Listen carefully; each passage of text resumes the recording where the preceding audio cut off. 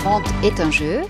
L'entretien avec Emmanuelle Ossola, spécialiste de la vente et créatrice de liens, va nous permettre de savoir si cette proposition est vraie ou alors c'est un clin d'œil qu'elle veut nous faire. Donc bonjour Emmanuelle. Bonjour Victoria. Alors on parle en marketing de mix avec les 4 P, produits, promotion, place pour emplacement et prix, mais on parle jamais de vente. Pourquoi? En d'autres termes, de quelle discipline fait partie la vente? Vaste sujet. C'est ce qui vient juste après le marketing. C'est finalement le moment où le client va rencontrer le produit ou le service et où il va y avoir simplement un échange financier pour pouvoir acquérir le produit ou le service. Mais la Et vente, pour qu'il y ait cet échange, il faut deux personnes. d'accord, donc la vente n'est pas une discipline du marketing. C'est la finalité du marketing, je dirais. D'accord. Plus que, enfin, mais c'est deux disciplines pour moi qui vont ensemble. C'est Oui, difficile d'être complètement séparés l'un de l'autre. ça a l'air d'une question très simple, mais en même temps c'est très complexe parce qu'on pourrait même poser la question, qu'est-ce que la vente? Alors, j'ai regardé simplement la définition du dictionnaire, c'est justement l'échange d'un bien ou d'un service contre de l'argent. Donc c'est relativement simple, et souvent on en fait une montagne et quelque chose de compliqué, de difficile, alors que c'est simplement voilà, un processus d'acquisition d'un bien ou d'un service. Alors on a coutume de dire qu'en Suisse, enfin les Suisses ne sont pas de très bons vendeurs. Alors est-ce que c'est une réalité ou finalement tout le monde peut être un bon vendeur? Alors justement, c'est bien de faire le lien entre l'idée est-ce que les Suisses savent vendre ou pas et est-ce que c'est tout le monde sait vendre. Eh bien moi j'ai la croyance qu'effectivement on est tous vendeurs, donc Suisse ou pas Suisse. Et la problématique c'est plus ce qu'on va projeter sur la terminologie de vendre et de vente ou de commercial. Et si on a des a priori plutôt négatifs de ne pas vouloir passer pour un marchand de tapis, un vendeur d'assurance ou pire encore, bah forcément on aura de la peine à se projeter dans l'idée d'être vendeur. Alors que si simplement on se dit j'ai un super service, un super produit et que je vais résoudre le problème de mon client ou apporter une solution à mon client, et bien finalement ça devient quelque chose de léger, agréable et d'utile. Est-ce que c'est parce que dans le côté de la vente, on parle d'argent, alors que de marketing, on va parler de transactions, et que le fait qu'il n'y ait pas cet aspect de monétarisation, c'est peut-être moins lourd à porter pour ceux qui doivent procéder justement à ce processus pour arriver à la vente. Alors voilà, de nouveau, si on est tout à fait à l'aise avec la notion de l'argent et que pour nous l'argent est juste une possibilité de se simplifier justement cet échange, parce que si je demande à ce que mes clients me payent en carottes ou en pommes de terre, je pense qu'à un moment donné, j'en vais en avoir déjà un stock assez important et j'en pourrai plus de manger des carottes et des pommes de terre. Donc la notion de l'argent, c'est simplement un vecteur qui nous simplifie cet échange entre deux personnes. Donc finalement l'argent c'est une suite de 0 et de 1. Donc si on voit ça comme quelque chose, un simple outil de transaction, ça nous met aussi une distance par rapport à cette idée de l'argent c'est bien ou l'argent c'est pas bien, comme la vente c'est bien ou la vente c'est pas bien. C'est vraiment les projections qu'on fait sur chacun des termes. Alors, dans le titre qui était un peu provoquant, la vente est un jeu. Alors, on peut imaginer que dans je dirais dans votre présentation et puis aussi dans vos formations que vous donnez aujourd'hui, c'est qu'il existe des recettes qui vont faire en sorte que ça va être plus ou moins facile de vendre. Alors pourquoi j'associe la vente et le jeu? C'est parce que quand on est enfant, on est tous à jouer. Est-ce qu'on choisit de jouer aux cow-boys et aux indiens? Je ne sais pas, Victoria, si vous aviez un rôle de prédilection quand vous étiez petite. Mais vous ne vous posiez pas la question, est-ce que je suis légitime? Est-ce que je sais faire? Est-ce qu'on va me juger? Est-ce que c'est juste? Est-ce que je vais avoir des résultats? Quand on est dans cette énergie de jeu quelque part enfantine, voilà, on met la casquette de chef de gare et on se dit, je suis chef de gare, je fais, je progresse. Et vraiment, j'ai une légèreté dans cette idée du jeu. Et moi, j'ai envie d'apporter ça à mes participants Parce que si c'est quelque chose de léger, ben, ça va être plus facile, alors que si je dois me dire, ça va être compliqué, je vais pas y arriver, on va me juger, je vais pas réussir, etc., ben forcément, ça devient plombant et pas du tout agréable à faire. Donc, si je comprends bien, donc celui qui n'arrive pas à bien vendre va l'interpréter de manière personnelle, alors qu'un marketeur, par exemple, qui lui fera une opération qui ramènera plus ou moins de leads, ne le percevra pas comme un échec personnel, alors que celui qui n'a pas réussi à vendre se dira j'ai raté quelque chose. C'est assez étonnant. Donc, on est dans l'ordre Alors, c'est vrai que psychologique là. ah, mais clairement, de toute façon, tout n'est que psychologie. Et dans la vente, bah, c'est la rencontre de deux êtres humains. Et si moi je suis bien dans mes baskets, je sais que mon service ou mon produit est top et que je vais rendre service à l'autre, la vente va se faire, je dirais, de manière naturelle et fluide. Et je vais pas être en force à dire à l'autre, vas-y, achète, viens, viens.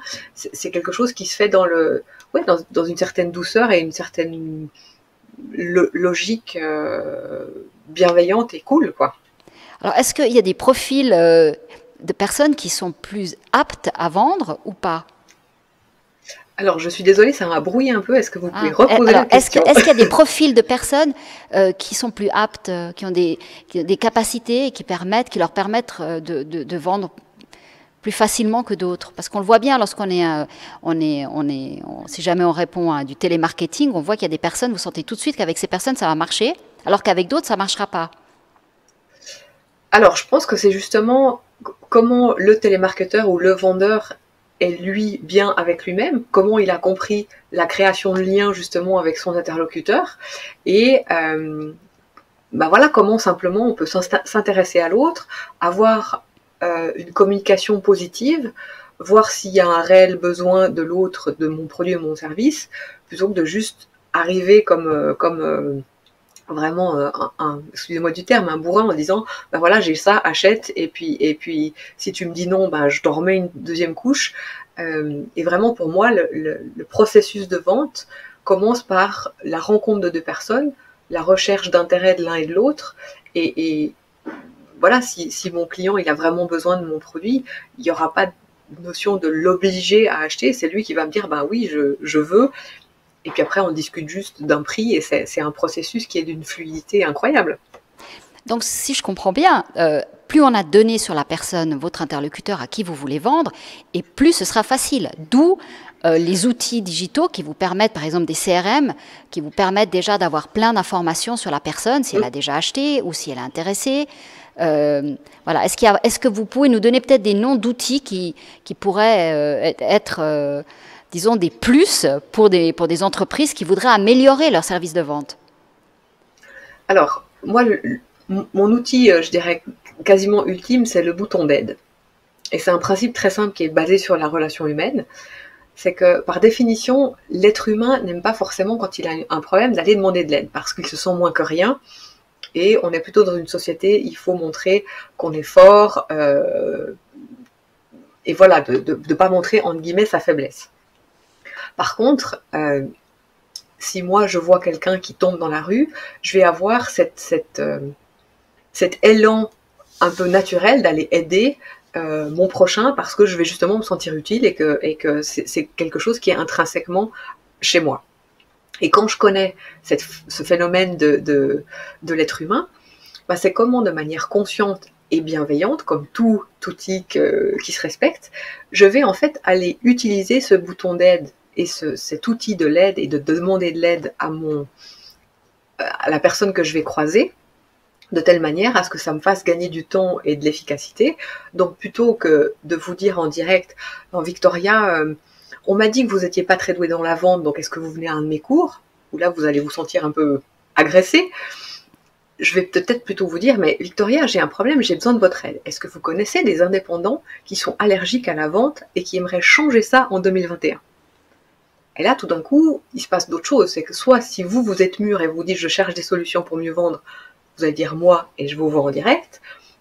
Par contre, si vous n'êtes pas du tout consciente, ou si vous n'avez pas du tout besoin d'améliorer vos ventes, vous allez peut-être me dire ah oui, mais il y a ma copine Martine qui me disait justement il y a 3 jours que elle est mal à l'aise, etc., etc. Et là, on utilise cette idée de recommandation de manière hyper fluide et facile. Donc ça, sur un site, par exemple, c'est un chatbot. on vient, on pose une question, et puis à ce moment-là, on entre en interaction. Parce que sinon, c'est assez compliqué. Parce que comment est-ce que je peux savoir qu'une personne a besoin d'aide si je ne la connais pas? Ou alors, c'est les réseaux sociaux. Oui, mais alors sur les réseaux sociaux, ça peut être aussi bien utilisé en disant bien le bonjour, on ne se connaît pas encore, bienvenue sur mon site, que puis-je faire pour vous? Question ouverte. Et après, c'est ce jeu de questions-réponses pour apprendre à connaître l'autre. Parce que dans l'absolu, s'il est déjà venu sur votre site, c'est qu'il y a un début d'intérêt. Donc c'est comment par même le biais effectivement des réseaux sociaux et de l'internet, je vais poser des questions à mon interlocuteur pour avoir de l'information, pour à un moment donné lui dire par rapport à ce que vous m'évoquez, moi j'ai cette solution, tu prends pas. Alors on voit beaucoup de marques, alors c'est peut-être un peu moins maintenant, mais il y avait beaucoup de call centers qui avaient été délocalisés. Là on a affaire à des gens qui sont aimables, je veux dire, parce que voilà, c'est leur métier, mais souvent ils ne connaissent pas le contexte et on le voit très très vite. Ils citent le nom des villages ou des villes pas correctement, ils sont pas capables de, voilà, on repère très très vite. Est-ce que ça c'est un aspect qui est, à mon avis, enfin, un aspect qui est négatif pour une marque? Je dirais que c'est risqué. À la base, pour moi, dans toute relation commerciale ou humaine, c'est d'avoir des notions de réalité commune. Et effectivement, si l'interlocuteur que j'ai en ligne me vend un produit, un service qui est en lien par rapport à une zone géographique, mais qui ne sait pas où est Gingin et il dit Gin, voilà, ouais. Forcément que moi, en tant qu'acheteur, je vais me dire, mais voilà, ça suscite des questionnements, ça va pas créer la confiance qui est absolument nécessaire pour créer une vente finalement. Alors, est-ce qu'on serait meilleur vendeur si on avait une plus grande latitude aussi pour négocier les prix? Parce que la personne qui rentre en interaction, très souvent, elle a un prix qui lui a été fixé, donc elle ne peut pas agir là-dessus. Or, dans le débat, dans la conversation, va s'entamer peut-être une négociation qui pourrait permettre d'aboutir à une vente, mais comme la personne elle est bloquée avec justement un CRM qui va lui dire oui ou non, elle ne peut pas. Et donc, elle ne peut pas aller plus loin. Est-ce que ça aussi, c'est une manière de dire, peut-être les marketeurs, eux, ont plus de latitude parce qu'ils vont chercher des contacts, mais les vendeurs, eux, ils vendent des prix. Donc, ils vendent un produit, mais qui a un prix fixe. Et ça, c'est un des problèmes. Alors, c'est intéressant de penser que le vendeur vend des prix. Oui, il a un prix, lui, il vend. Oui, il a un prix, mais a priori, si on a bien discuté justement avec son marketing et sa direction, on a toujours un minimum de marge de manœuvre. Et si on a bien fait la détection de besoins et que notre produit répond absolument aux besoins du client, a priori, il n'y a même pas de discussion du prix en fait. Parce que le client, il va comprendre pourquoi mon produit, il est 100 francs, 1000 francs ou 10 000 francs. Ah, donc le prix doit être juste, doit être évident. C'est ça. Et que je dirais que l'observation sur le prix, ou ce qu'on appelle une objection sur le prix, souvent, la première fois que le client cite « Ah oui, mais c'est cher », c'est juste une observation. Et c'est pas forcément une objection. Donc, moi, j'invite toujours mes participants, si le client dit c'est cher pour la première fois, c'est pas tout de suite d'entrer justement dans cette négociation et dans cette confrontation, et juste d'accuser de réception, de dire c'est vrai, c'est un produit ou un service qui a son prix, et revenir sur les choses qui ont déjà été discutées, de pourquoi le client veut ce produit, est-ce qu'il répond à son besoin, etc., etc. Et si en deuxième couche, le client revient sur le prix, ben là effectivement, si on n'a aucune marge de manœuvre sur une négociation, ça peut être compliqué. Mais après, si on a bien de nouveau discuté avec son marketing et son management, plutôt que de faire du rabais pour du rabais, peut-être qu'on peut offrir un service en plus ou prolonger une garantie. Enfin, après, il faut être inventif aussi plutôt que de vendre du rabais pour vendre du rabais. D'accord. Donc, ce qui est important, que les équipes de vente travaillent avec les équipes marketing. Alors, pour moi, c'est essentiel que tout le monde communique et tout le monde ait une réalité commune, parce que c'est sûr que si j'ai une équipe de vente, une équipe de marketing et qu'il n'y a jamais une réunion où on s'entend sur le fond, la forme, etc., ça ne marche pas. Ou si chacun se tire dans les pattes, ça va être compliqué. Mais dans la réalité, ces équipes, elles sont proches ou elles sont toujours séparées? Alors, je pense que les entreprises où ça fonctionne très très bien, c'est que c'est des gens qui sont très proches. Et il n'y a pas besoin d'être proche géographiquement, hein, mais c'est de Oui. proche dans la communication et dans les échanges. Et que là où c'est plus compliqué, c'est que chacun tire la couverture à soi et pense qu'il a raison et qu'il n'y a jamais de mise en commun des cerveaux pour aller plus loin. Alors aujourd'hui, si on veut apprendre les techniques de la vente, disons améliorer la sienne, quelles sont les formations qui existent en Suisse Alors, romande? il y a pléthore de formations, il y a des très grands instituts, il y a des plus petits instituts, il y a des gens qui font ça de manière indépendante. Euh, je pense qu'il faut d'abord se dire, voilà, est-ce que j'ai besoin d'un cours de vente? Oui. Quels sont mes besoins? Est-ce que je veux quelque chose de hyper compacté parce que j'ai pas beaucoup de temps, ou est-ce que je veux faire une formation où je vais avoir un papier officiel après? Donc là, de nouveau, ça va vraiment dépendre du besoin de la personne qui veut se former. Mais juste pour qu'on comprenne, quand on fait ces formations de vente, qu'est-ce qu'on apprend? Alors, moi, j'en ai fait plusieurs avant de donner ma propre formation. Il y a des formations où ça va être très technique, d'outils purs et durs, où on fait étape 1, étape 2, étape 3, étape 4. C'est très structuré. Ça marche. Je l'ai utilisé, ça marche. Et après, moi, j'ai une vision plus globale, justement, du fonctionnement de l'être humain, parce que pour moi, la vente, c'est la rencontre de deux êtres humains, plutôt qu'un produit et un acheteur. Et c'est de comprendre, voilà, comment fonctionne la relation humaine, quels sont les enjeux de la relation humaine dans la vente, comment moi je me positionne, comment je me positionne par rapport à mon produit, comment je me positionne par rapport à mon entreprise, et comment je joue effectivement tous ces liens, et comment utiliser n'importe quel moment de ma vie finalement pour parler de mon produit ou de mon service, et d'arrêter de cloisonner. Là, je suis en vente, là, je suis en marketing, là, je suis en privé, etc. Parce que ça peut être en fait un jeu beaucoup plus global et rigolo quand on veut commencer à vendre.